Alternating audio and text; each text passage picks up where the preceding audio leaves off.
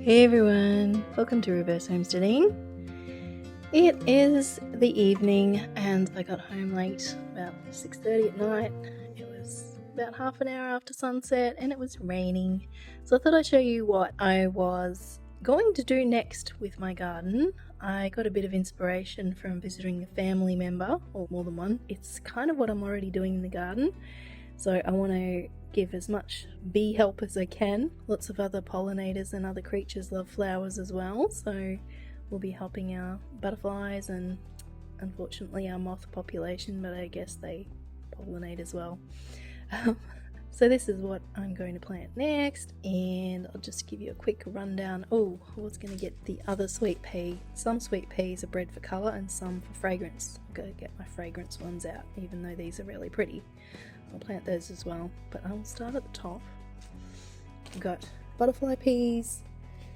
This is from a lovely friend. I've only got one of hers left, and these are the ones that I got from my own butterfly peas from the original 5 or 6 that my friend sent me, and they're toxic, sadly. The pea seeds are toxic, and I think the flowers are okay because people have them in tea, or they make tea out of butterfly pea flowers.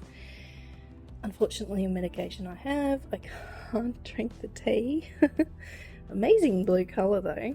I do like the flowers, but I might plant those and see how they go. They'll have to be somewhere away from the grandkids so the kids don't eat the peas. I'll have a think about that. Coleus, lovely bit of colour. Sometimes you can't get colourful plants to grow in a temperate region. Coleus is one of the exceptions. It grew like a weed up in the tropics and we lived up there, but I'm sure it'll be fine here as well. The packet says it will be. So basically what I'm going for is a cottage garden kind of look around the edge of my garden. So around the fence line, kind of where the fruit trees are, so that will help with pollination for them as well. Especially if I can get these going so that they keep going over winter, spring kind of area where the early flowers are, which is the fruit flowers, the blossoms for my fruit trees. Heartsease, these are like a tiny little pansy, they're very cute. Sometimes they're only like that big. I did have some in front of my little rain tank in Queensland. It looks so Australian, so cute. Well, I'm not sure if these are actually Australian, but they look very cute.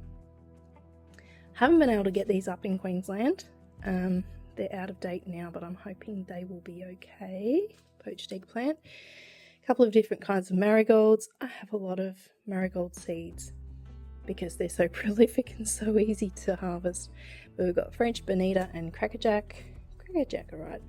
I don't like the smell of marigolds, and up north they used to harbour a lot of baby grasshoppers, so I eventually ripped them all out for that reason, because the grasshoppers were just doing damage and I was providing cover for them from the kookaburras and the other birds that would otherwise eat the grasshoppers. So I'll proceed with caution with the marigolds, because I don't want to provide cover for bad creatures. Well, not bad creatures, but creatures that are not great for the garden. I'll probably end up planting some more nasturtiums. Oh, I do have them in 3 or 4 different places already, but yes, they're good because you can eat these leaves as well. So yes, as I said, I'll get a fragrant sweet pea as well. Haven't planted asters before, but these look so cool. I thought I'm gonna have to try those, and I'll have to have a good look at what needs to climb on a trellis and what needs to be higher at the back. Can't really do that with something like this. So it's a bee and butterfly flower mix, so another cottage garden kind of idea, but it's got butterfly plant in there and that sort of thing, and they do grow quite tall, so we shall see about that. Echinacea grew well up north, but I think it needed more water than I was giving it, but they do come back the next season, it seems, so we shall give those another go. Chamomile, I was planting, this is the German chamomile, I think. I was planting the Roman chamomile up north till I realised they don't really have the proper flowers, at least not in that climate. It was more the one that the English people used to use for walking on grass, really. So it's more of a grassy kind of one, but yes, this is the right one. The ones where the middle of the flower pokes out is how I remember. This is from a hot pink gerbera that popped up in my grassy lands up north in the tropics have so many of these flowers. They're so prolific. Gerberas are really tough plants. They're from South Africa. So I also have some seeds for yellow ones, so I might go a bit nuts with gerberas because they're such a good cut flower to give to people. Billy buttons from someone I know, they're really good Australian native and very hardy flower.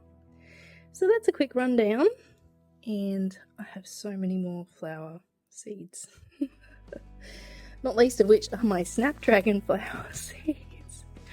These are from, like, I don't know, let's see, it says 2012.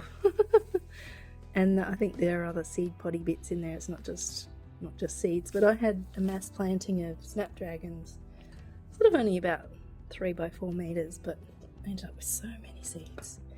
And I keep forgetting to use this thing.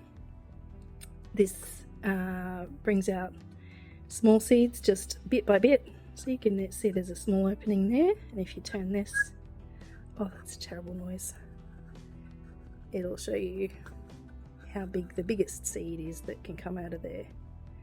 So it just helps you not bring all your seeds out at once, but I have seeds that are too small to put in this for any particular use. But it's I do have one. I just keep forgetting I have one. I won it in a game at Seed Savers, actually, in the far north. Yes, I'll get some tags written up, put them in my book, and I'll get going with these. Once they're up and happy, we can put them around the edge of the garden. Hope you're having fun in your garden. Thanks for watching, and see you next time.